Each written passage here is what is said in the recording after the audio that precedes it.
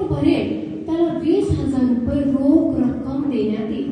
पण एवढंच ना, तर शेळीचं आता काय पोट भरायला कोणाच नेमकं काही नाही लागत. म्हणजे ठीक आहे, पण म्हणे जर का तुम्ही ते पोट भरण्यामध्ये सक्षम झाले नाही तर मात्र तुरुंगामध्ये जावं लागलं. म्हणजे ठीक आहे, ऐकायला तर मला आपल्याला फार सोपं वाटतं, परंतु ज्यांच्याकडे शेळ्या आहे त्यांना चांगला अनुभव या गोष्टींचा.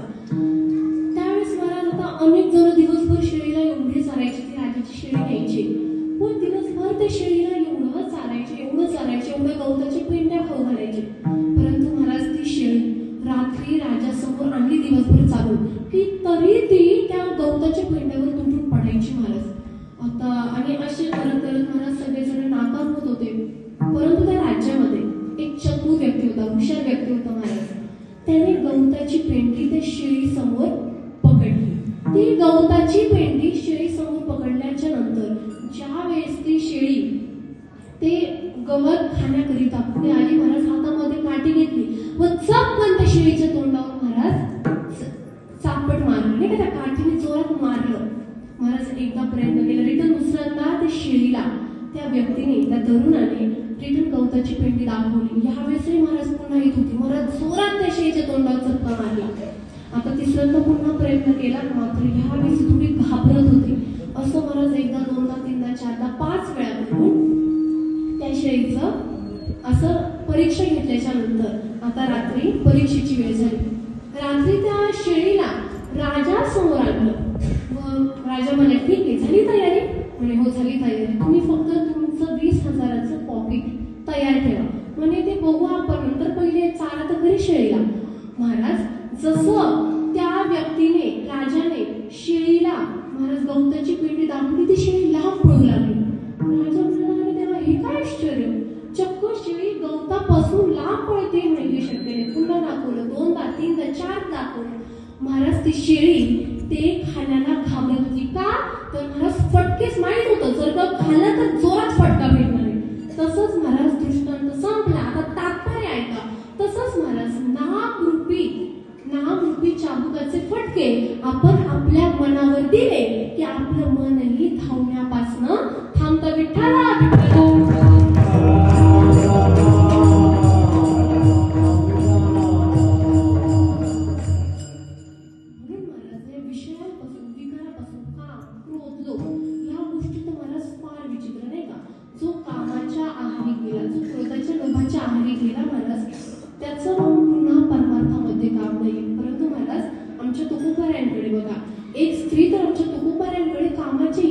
परंतु आमचे तुकोबाराय त्या स्त्री समोर हात जोडतात व सांगतात, जाई हो माते तू ना करी साया.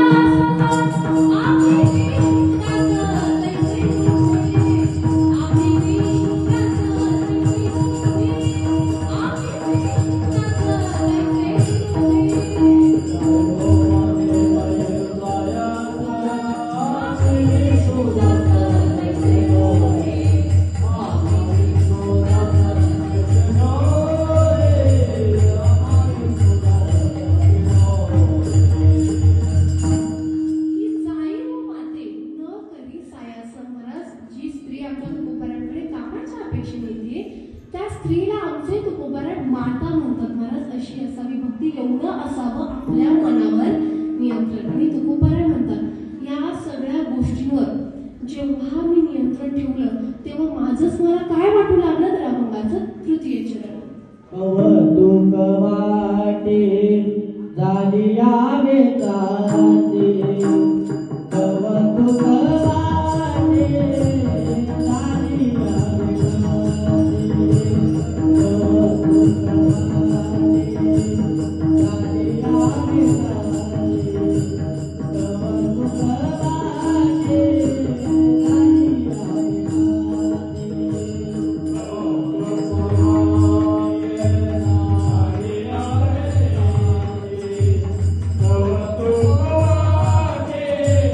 Oh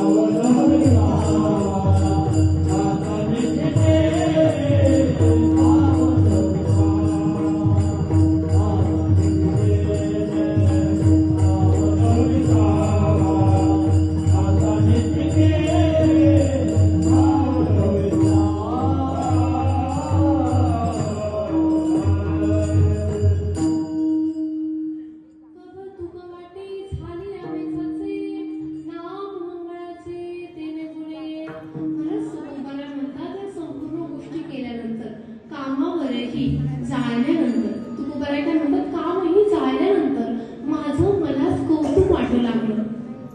माझं मलाच काय तर कौतुक वाटू लागलं. कारण महाराज कामावर विजय प्राप्त करून उपयोग नाही. कसा उपयोग नाही महाराज? आमचे नारद महर्षी, महाराज आता थोडाच वेळ राहिलाय, फार वेळ नाही घेणार तुमचा, जेवढा वेळ तेवढा लक्ष देऊन ऐका.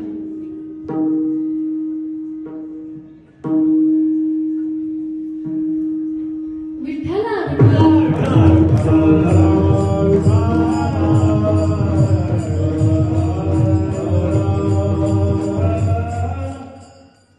महाराज एकदा प्रसंग असा घडला की आमचे नारद महर्षी, फार सुंदर कथा आहे, फक्त लक्ष देऊन ऐका. आमचे नारद महर्षी तपाकरिता बसलेले होते व तपाला बसल्याच्या नंतर महाराज इथं कोणीही तपाला बसलं की वरती इंद्राचं सिंहासन हालायला लागतं व त्याला भीती वाटायला लागते की म्हणे अरे कोणी तपाला बसल्याच्या नंतर हे फक्त माझं सिंहासन, माझं पद तर नाही मागून घेणार ना. महाराज असं नारदाला भीतीच, इंद्राला भीतीच वाटायला लागते कोणीही तपाला बसल्या. मग त्यावेळेस इंद्राने नारद महर्षींचं तप भंग करण्याचं योजना केली. महाराज संपूर्ण आपल्या सुंदर सुंदर ज्या इंद्र लोकातल्या अप्सरा होत्या त्या घेतल्या व नारदांपाशी नाचू लागले. परंतु महाराज आमच्या नारद महर्षींची थोडी सुद्धा समाधी हल्ली नाही, तीळ मात्रही समाधी हल्ली नाही.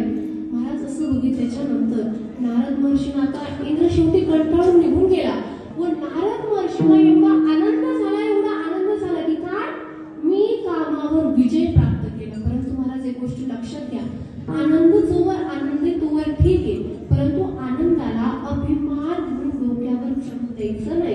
आणि तेच झालं, नारद महर्षींच्या आनंदाचं रूपांतर झालं त्यांच्या अभिमानामध्ये.